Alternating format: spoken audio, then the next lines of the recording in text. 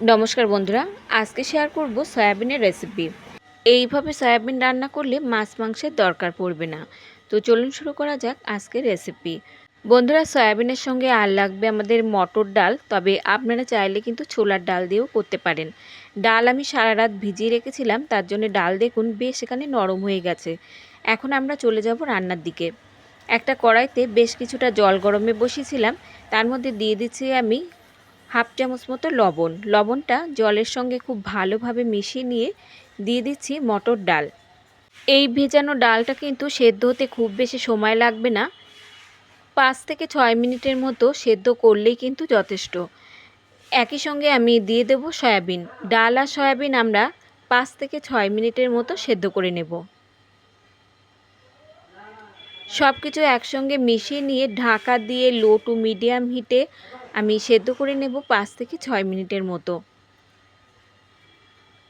বন্ধুরা, সয়াবিনের রেসিপি যদি আপনারা এইভাবে তৈরি না করে থাকেন, একবার বানিয়ে দেখতে পারেন। খেতে কিন্তু অসম্ভব টেস্টি হয়। 6 মিনিট পর আমি ঢাকনাটা তুলে নিচ্ছি। এখন আমি আপনাদের একটু চেক করে দেখিয়ে দেব, ডাল কিন্তু এখানে বেশ নরম হয়ে গেছে। ডাল একদমই গলে যাবে না, অথচ নরম হবে, ঠিক এরকমভাবেই কিন্তু সেদ্ধ করে নিতে হবে। আপনারা চাইলে কিন্তু প্রেসার কুকারে দিয়ে একটা সিটি দিয়ে সেদ্ধ করে নিতে পারেন। একটু আমি চেক করে দেখিয়ে দিচ্ছি, দেখুন ডাল কিন্তু বেশ এখানে নরম হয়ে গেছে। যেহেতু সারা রাত ভেজানো ছিল, আর ভেজানো ডাল কিন্তু সেদ্ধ হতে খুব বেশি সময় লাগে না। তো এখানে আমি প্রথমে সয়াবিনগুলোকে আলাদা করে তুলে নিচ্ছি, আর ডালটাকেও আমি আলাদা করে নামিয়ে নেব। এখন কড়াই পরিষ্কার করে এই কড়াইতে আমি দিয়ে দেব 2 থেকে 3 চামচ মতো সর্ষের তেল। তেল ভালোভাবে গরম হলে ফোড়নে দিয়ে দিচ্ছি হাফ চামচ মতো গোটা জিরে, একটা শুকনো লঙ্কা, একটা তেজপাতা আর গোটা গরম মশলা। এখন হাই হিটে রেখে আমাদের এই ফোড়ন কিছুক্ষণ ভেজে নিতে হবে। কয়েক সেকেন্ড মতো ভাজার পর ফোড়ন থেকে বেশ সুন্দর একটা গন্ধ বেরোলে এখন এর মধ্যে যোগ করে দেব আমি আদা, রসুন আর কাঁচা লঙ্কা গ্রেট করা। এখানে আমি 1 ইঞ্চ মতো আদা আর 10 থেকে 12টা রসুনের কোয়া আর 4টে কাঁচা লঙ্কা গ্রেট করে রেখেছিলাম, সেটা যোগ করে দিলাম। এখন এই আদা, রসুন আর কাঁচা লঙ্কাও মিনিট খানেকের মতো আমাদের ভেজে নিতে হবে, যতক্ষণ না এই মশলার কাঁচা গন্ধটা চলে যায়। 1 মিনিটের মতো ভেজে নেবার পর এখন এর মধ্যে যোগ করে দিচ্ছি আমি একটা বড় সাইজের কোচানো পেঁয়াজ।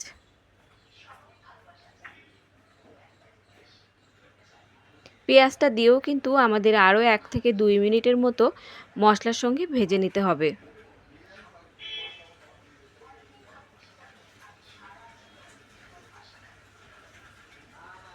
মিনিট দুয়েক মতো পেঁয়াজ ভেজে নেবার পর এখন এর মধ্যে আমরা যোগ করে দেব একটা টমেটো। একটা বড় সাইজের টমেটো আমি ছোট ছোট টুকরো করে কেটে রেখেছিলাম, সেটা এর মধ্যে যোগ করে দিচ্ছি। এখন এর মধ্যে যোগ করে দিচ্ছি আমি পরিমাণ মতো লবণ, আর দিয়ে দিচ্ছি এখানে হাফ চামচ মতো হলুদ গুঁড়ো। লবণ দিলে কিন্তু টমেটোটা খুব তাড়াতাড়ি নরম হয়ে যাবে। এখন এই সমস্ত উপকরণ একসঙ্গে আমাদের আরও 1 মিনিটের মতো ভেজে নিতে হবে। 1 মিনিটের মতো ভেজে নেবার পর সামান্য একটু এর মধ্যে দিয়ে দেব জল, দিয়ে মিনিট দুয়েকের মতো লো হিটে আমাদের রান্না করে নিতে হবে। এতে করে দেখবেন পেঁয়াজ আর টমেটো খুব ভালোভাবে নরম হয়ে যাবে। এখন ঢাকা দিয়ে রেখে দেব মিনিট দুয়েকের মতো।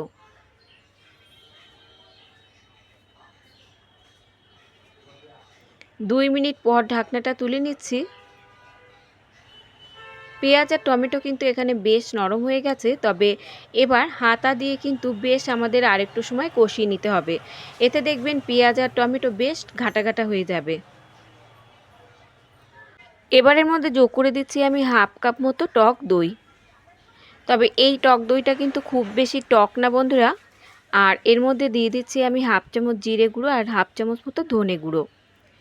একই সঙ্গে দিয়ে দিচ্ছি সয়াবিন। এখন এই সমস্ত উপকরণ আমাদের আরও 2 থেকে 3 মিনিটের মতো কষিয়ে নিতে হবে।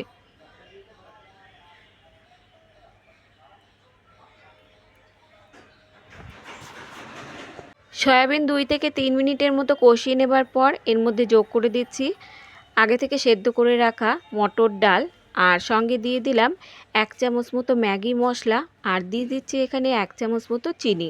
টকের ব্যালেন্স করার জন্য আমি এখানে 1 চামচ মতো চিনি যোগ করে দিলাম। আর বন্ধুরা, আপনারা চাইলে কিন্তু ম্যাগি মশলাটা স্কিপও করতে পারেন।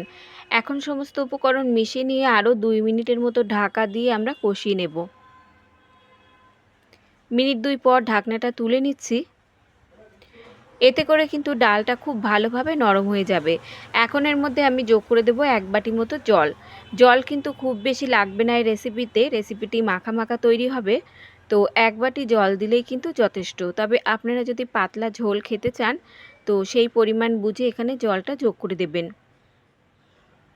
1 বাটি মতো জল দিয়ে 5 মিনিটের মতো রান্না করলেই কিন্তু রেডি হয়ে যাবে দারুণ টেস্টি এই সয়াবিন আর ডালের রেসিপি।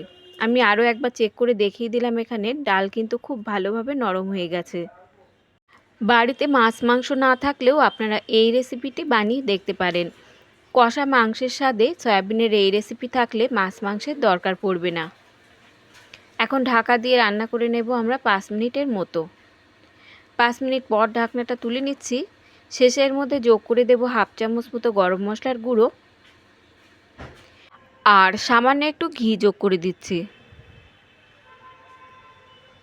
এখন ঘি আর গরম মশলা মিশিয়ে নিয়ে 5 মিনিটের মতো ঢাকা দিয়ে রেখে দেব, যাতে ঘি আর গরম মশলার ফ্লেভারটা রেসিপির মধ্যে খুব ভালোভাবে মিশে যায়।